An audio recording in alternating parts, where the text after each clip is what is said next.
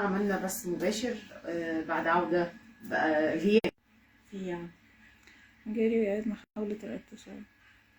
طيب عودة بث ولا خلاص تمام كمل. طيب شغلي الفلاش عشان الإضاءة من البث عندك. تمام.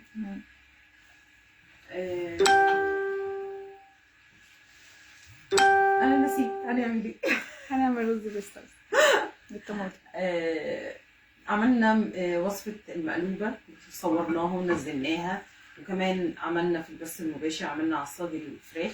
ناس كتير قوي اتبهرت بالموضوع، ولقيتهم باعتين لي طالبين طلبات بالعصاج، ما كانوش عارفين اللي هم ممكن يبقى فيه بديل للعصاج بتاع اللحمة. اتبسطت من رد الفعل بعد غياب بالسنتين دول، لقيت الناس مرحبين جدا ان احنا نرجع نعمل وصفات تاني ونطلع بث مباشر تاني. انا دلوقتي هتلاقوني مرهقه قوي، شغاله من الساعه 7 الصبح، وزي ما انتم عارفين خلاص نزلنا الاكل او الشغل بتاع المطعم، فدلوقتي وطلعت على طول. حتى هتلاقوني اتاخرت عليكم واحده وشويه يعني، فهتلاقوني مرهقه شويه النهارده من طلباتكم. يعني دي وصفه دي الوصفه بتاعت النهارده، يعني انا رز، هو موضوع رز ما فيهوش اي حاجه، رز بس في ناس كتير الرز الاحمر مش بيظبط معاهم، تمام؟ فطالعين النهارده نعمل الرز الاحمر. انا النهارده الرز الاحمر برضو عاملاه بتركه حلوه قوي، هو ليه كذا طريقه، تمام؟ انا هعمله بطريقه لطيفه وحلوه، وهقول لكم البدائل لو الحاجات ديت مش متواجده عندكم. اول حاجه احنا هنشغل كده عشان ميه سخنه، تمام؟ المقادير بتاعتنا رز، انا هعمل نص كيلو رز احمر، نص كيلو رز مصري، تمام؟ مقاديرنا رز مصري، شوربه، تمام؟ دي شوربه فراخ، بس هي شوربه فراخ دسمه شويه، تمام؟ وصلصه طماطم، دي صلصه جاهزه مش طماطم مضروبه في البيت، دي مش طماطم مضروبه في دي اللي هي معجون الطماطم اللي هو بيبقى في البرطمانات، تمام؟ ومرقه ورز مصري والسمنه بتاعتنا، تمام؟ دي المقادير. اول حاجه هنعملها، نسيت، اول حاجه هعملها هنا هشغل على الشوربه بتاعتنا تسخن. طبعا دي شوربه معموله بتاعت فراخ عاديه خالص، شوربه محطوط فيها حبهان ومستكه وورق لوري وجزرايه وطماطمايه والملح والفلفل والبصل، كل ده تمام، وسالقين فيها الفراخ بتاعتنا، بس هي دسمه شويه عشان دي سليق كذا فرخه. ودي شوربه دي كانت مرقه فراخ بلدي، تمام؟ فهتلاقوها دسمه شويه، فهناخد بالنا واحنا بنحط كميه الايدام بتاعه الرز، تمام كده؟ طيب لو الشوربه عندنا خفيفه اظبطي الايدام بتاعك، مقدار الايدام دوت على حسب رغبتك انت او نوعيه الايدام. يعني نوعيه الايدام، الناس بتحب تاكل بالسمنه، الناس بتحب تاكل بالزبده، الناس بتحب تاكل بطبيعي، في ناس بتاكل بنباتي، في كل واحد وامكانياته وظروفه وكل الكلام دوت، وفي ناس بتحب تاكل بالزيت، الايدام اللي انت عايزاه. دي اول اختيار، مش شرط اللي انا عملت الوصفه مثلا بسمنه بلدي او بشوربه فراخ بلدي يبقى الوصفه لازم شوربه فراخ بلدي او سمنه بلدي. نوعيه الايدام زي ما انت عايزه، تمام؟ اول حاجه انا شغلت هنا الشوربه على النار تسخن، هحط عليها ايه؟ طبعا احنا خلي بالكم هنا فيها الملح بتاعها، يعني احنا كده كده مملحين الشوربه بتاعت الفراخ، تمام؟ فاحنا هنزود عليها هنا فلفل اسمر،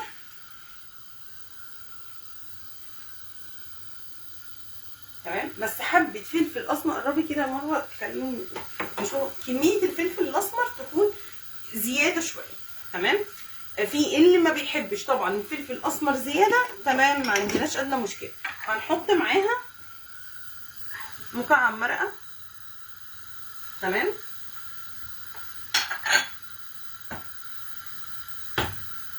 تمام كده.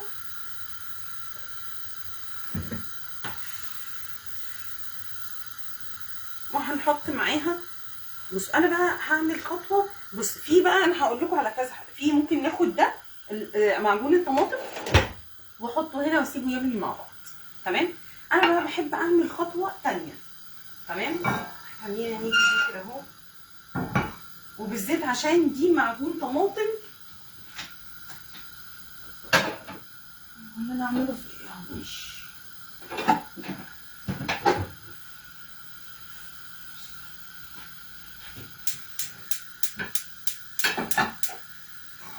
بصوا دي التريكات اللي بتخلي طعم الوصفه مختلف. تمام. بصوا اللي هنا الشوربه اهي ابتدت تغلي زي ما انتم شايفين اهو، ابتدت تغلي.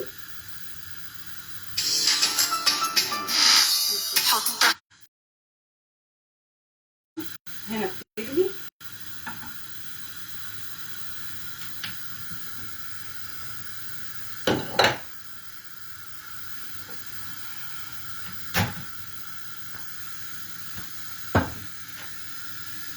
تمام كده. تعالي بقى معايا هنا مره. الشوربه بتاعتنا دسمه قوي.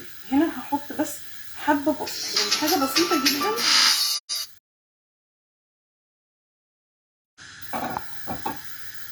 الزيت هيسخن كويس. بصوا بقى هنا شايفين ده كده غلى. شكرا. هنطفي النار. خلاص كده غلى بالفلفل الاصفر وغلى كمان معايا بمكعب المرقه. دي الشوربه اللي احنا مش هحط ملح تاني. خلاص هي الشوربه اصلا متملحه وهندوقها. طبعا معجون الطماطم اللي هو بيبقى جاي.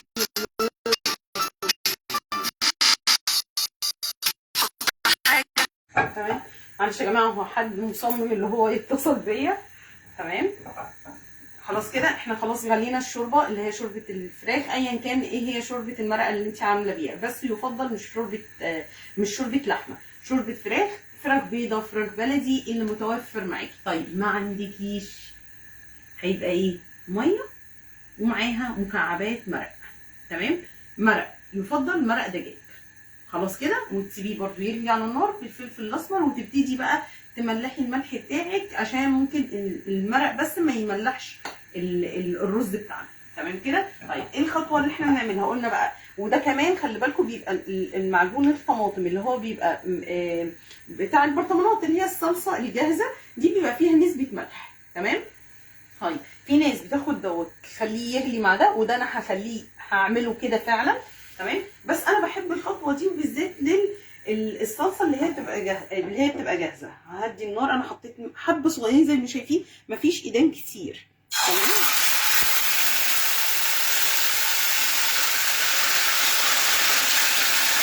شايفين كده سخنت الطاسه كويس قوي. تمام. وابتدي عشان الماده الحافظه اللي بتبقى موجوده في الصلصه.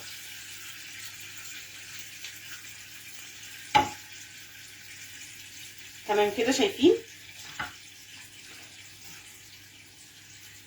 نعلي بقى النار تاني.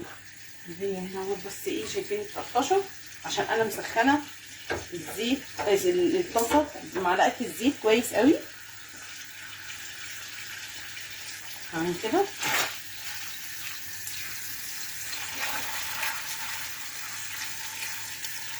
في ناس بتعمل الرز بطريقه تانية خالص ومش بيظبط معاهم، مش بياخد الطعم الحلو بتاع الرز الاحمر. تمام.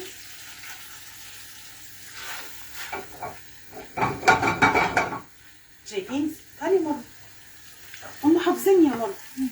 خليهم يعني ايه، خليهم جوه الطاسه معايا، جوه الطاسه وجوه الحله. شايفين ابتدت تفشفش ازاي؟ حلو كده. هبتدي اخد الشوربه اللي احنا لسه غاليه اهو، واخده ده كده اهو منزلاه. انا كده غيرت الطعم بتاع الصلصه النيه. تمام اهو.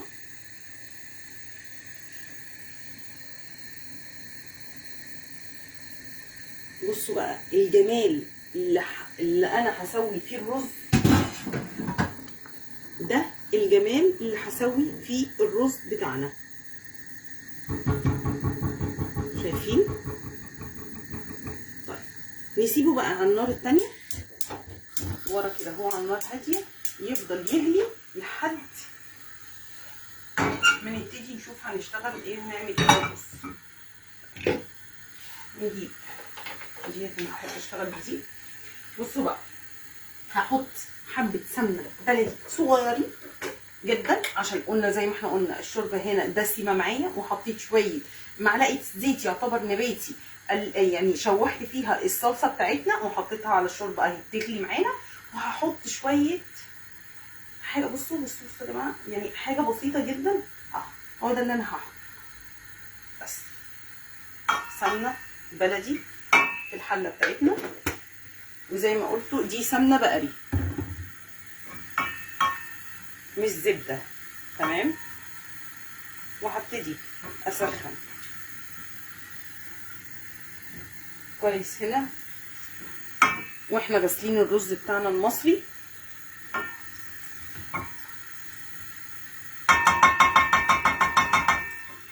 غاسلينه مش نقعينه، احنا هنا غاسلين الرز مش نقعينه.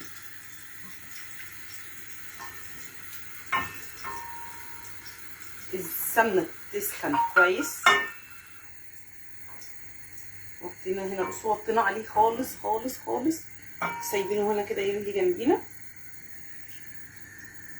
بس الطريقه دي هتاكلوا فيه شويه رز في الطماطم يتاكل لوحده، يعني مش محتاج والله حاجه جنبه. ممكن تعملي شويه بطاطس شيبسي وتاكلي، مش عايزه اقول لك حاجه كده في منتهى الجمال.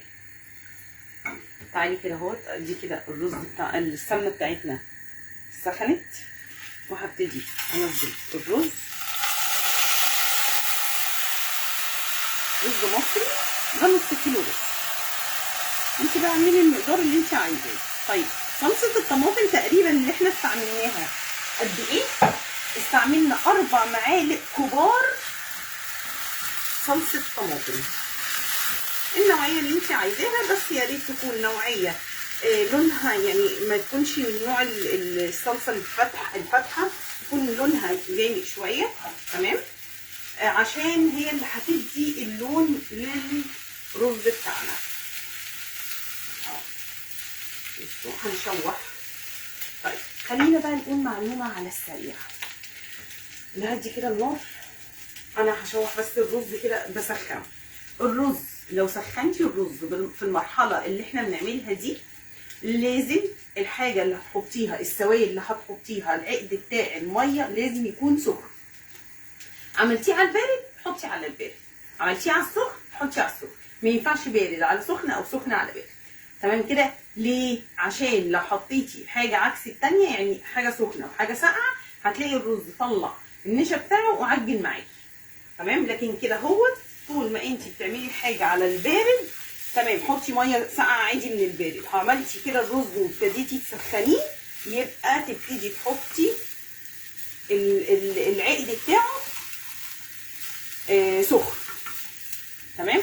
عشان كده انا ولعت دوت كاتل جنبي، عشان لو العقد دوت ما كملش معايا ازود ميه سخنه، يبقى كده الرز عندي سخن، والخليط اللي هو بتاع الشوربه بالطماطم اللي احنا عملناه مع بعض سخن، فيبقى كده احنا عملنا كده الرز بتاعنا كله ايه؟ سخن في سخن. كده الرزايه عندي سخنت، انا شربتها حبه الإدام. تعالوا كده ونبتدي ننزل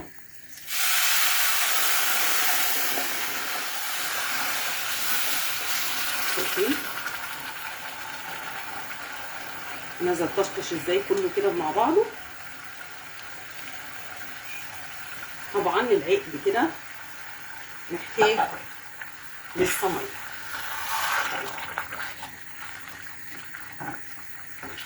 الرز اللي بالطماطم عامل زي الرز اللي بالخلطه، بيحتاج عقد ميه زياده شويه.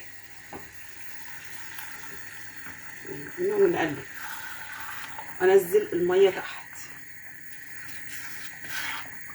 اهو، بصوا، ونقلب كده. كل ده هيتشرب، ولازم في الاخر يتهوى، عشان هتحسي في الاخر اللي هو معجن معاكي شويه. بص كده. وهنبتدي نغطي ده كده معانا. طيب هيغلي، هنحط الشياطه في نفس الوقت عشان تسخن. تمام كده. كده الرز تسويته بقى التسويه العاديه جدا، التسويه اللي انت متعوده عليها تسوي الرز فيها. تمام.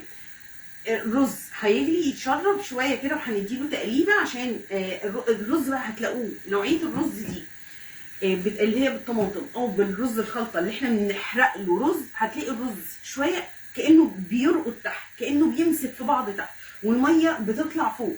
تمام.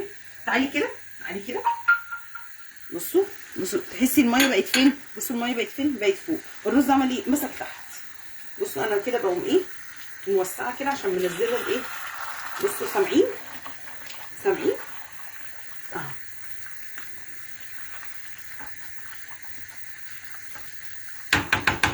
هوطي كده النار.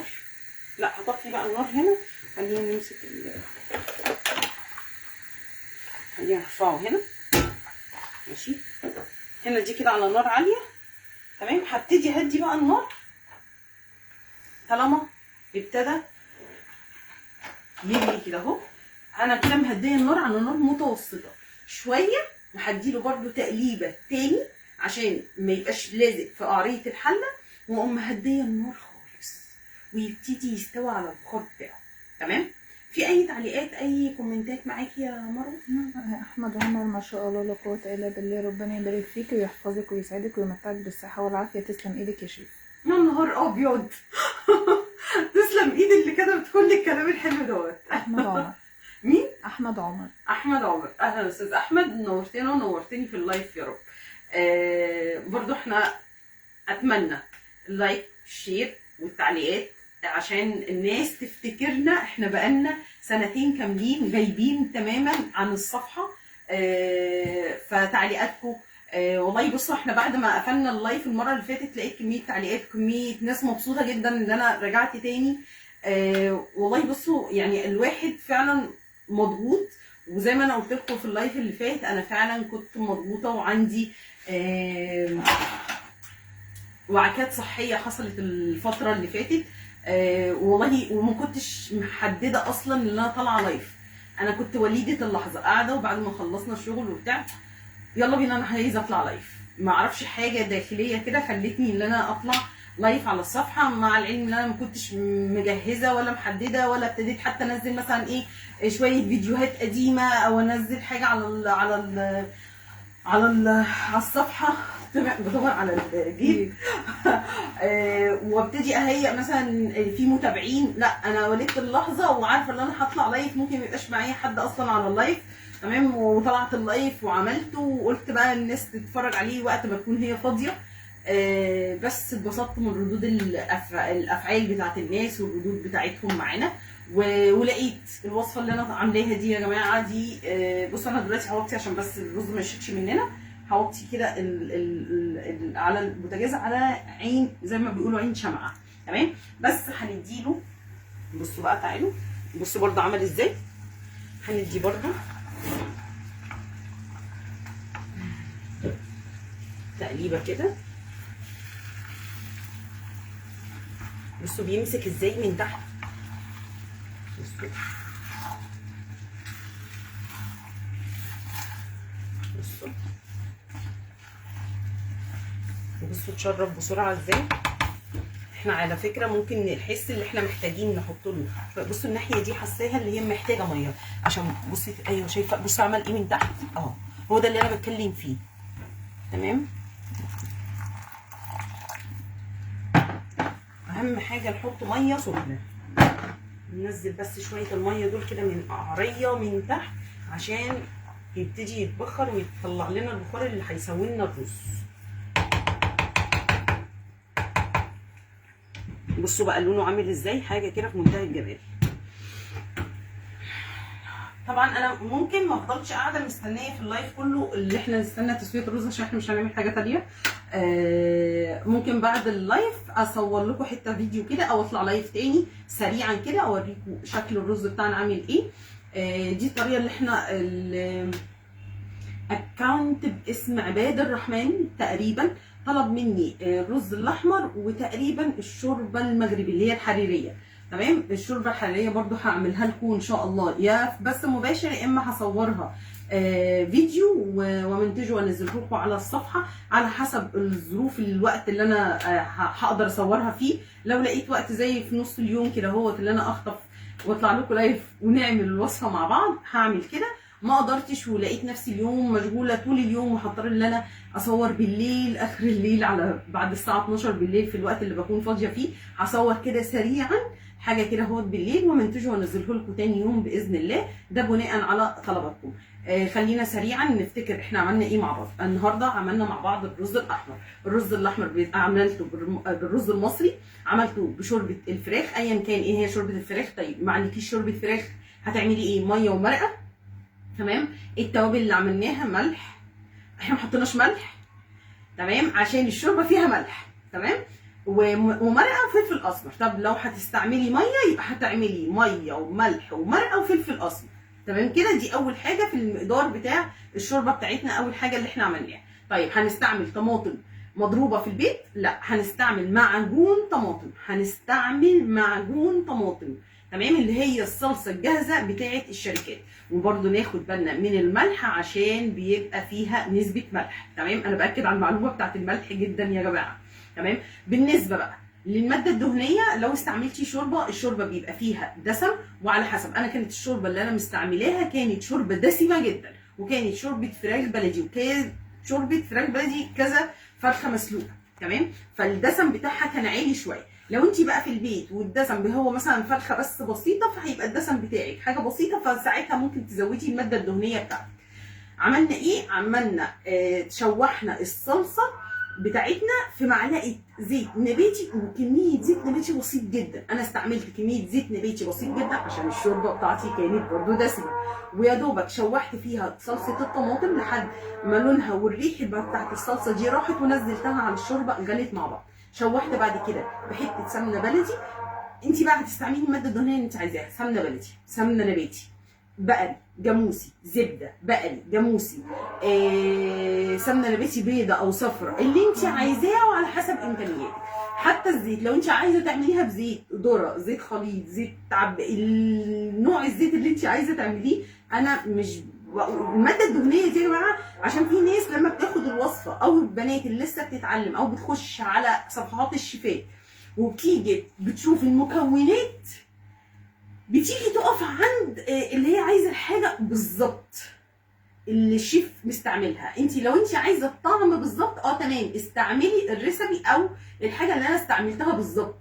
تمام. يعني حتى لو انت عايزه نفس طعم الرز اللي هو موجود في الحله بتاعتي دي، انت لازم ساعتها تستعملي نفس نوع السمنه اللي انا مستعملاها ده. تمام. خلينا متفقين. لو انت بقى مش عايزه نفس الطعم ده، انت بتاخدي البدايل على حسب نوعيه الحاجه اللي انت بتستعمليها. خلاص. اللي هو بيتقال عليه احنا في شغلنا ريسبي، يعني بمعنى اصح اللي بيجي يخش مثلا المطعم عندي بياكل مثلا رز ابيض او رز شعريه، او بياخد صلصه بتاع ده مكرونه ريد صوص، او بياخد فراخ بانيه. انا تتبيله الفراخ بانيه بتاعتي هي بتاعه الفراخ بانيه. الكيلو بيتحطها نسبه معينه من المقادير، 2 كيلو نسبه بتبقى متضاعفه، 3 كيلو يبقى تريبل المقدار بتاع الكيلو، وهكذا. تمام. عشان كده تلاقي حته البانيه عندي مثلا وانت بتاخدي الطبق بتاخديه الشهر ده، خدتيه الشهر اللي فات، خدتيه الشهر اللي جاي، هو طعم ثابت. هو ده الريسبي اللي احنا بنتكلم عليه. فانت لو انت عايزه نفس النوعيه ونفس الطعم ونفس كل حاجه، يبقى انت لازم تستعملي نفس نوعيه الحاجات اللي انا بستخدمها. تمام كده. طيب مش عارفه ايه الحاجات اللي انا بستخدمها، هتعملي ايه؟ يبقى انت تشوفي الحاجات السمنه اللي انت بتستعمليها، اللي بتستعمليها في بيتك، واللي انت مرتاحه فيها، واللي انت مستطعماها. تمام كده. دي بالنسبه للماده. شوحنا الرز في معلقه السمنه البلدي، وبعد ما شوحناه وسخن ابتدينا خدنا اللي هي الشوربه بالطماطم اللي احنا غليناها مع بعض وحطيناها على الرز بتاعنا وظبطنا العقد بتاع الرز. ميه تكون اهم حاجه سخنه. الرز لما بيتعمل على السخن لازم السائل اللي بتحطيه عليه اللي هو عقد الرز لازم يكون سخن. عملتي الرز على البارد ممكن تحطي ساعتها الميه على البارد. حطيتي بارد على سخن هيعجن منك وهيبتدي يعزز ماده النشا اللي موجوده في الرز بتاعنا. بكده كنا خلصنا كل التفاصيل وكل، انا عايزه اقول لكم انا كاني بديكم كده كورس سريعا مش وصفه الرز الاحمر. انا اديت لكم كده شويه معلومات في السريع، حاجات احنا بقولها لما بدي كورسات وبفتح كورسات وبيجي لي الناس، ببتدي اقول لهم مش على المعلومات اللي انا قلتها لكم دلوقتي في اللايف، بس هي مش خساره طبعا فيكم كل حبايبي وكل متابعيني على صفحه فوقيه الاعصر. كده خلصنا البث بتاعنا، ان شاء الله مش عارفه هطلع بث تاني امتى، وان شاء الله باذن الله اشوفكم في بث جديد وفيديوهات جديده وطلبات جديده منكم ان شاء الله اطلبوها مني، وان شاء الله باذن الله وبعون الله اقدر انفذها لكم. بحبكم في الله. كانت معاكم فوقيه الاعصر. الرز الاحمر كمان شويه ويخلص، هوريه لكم شكله عامل ازاي. باي باي.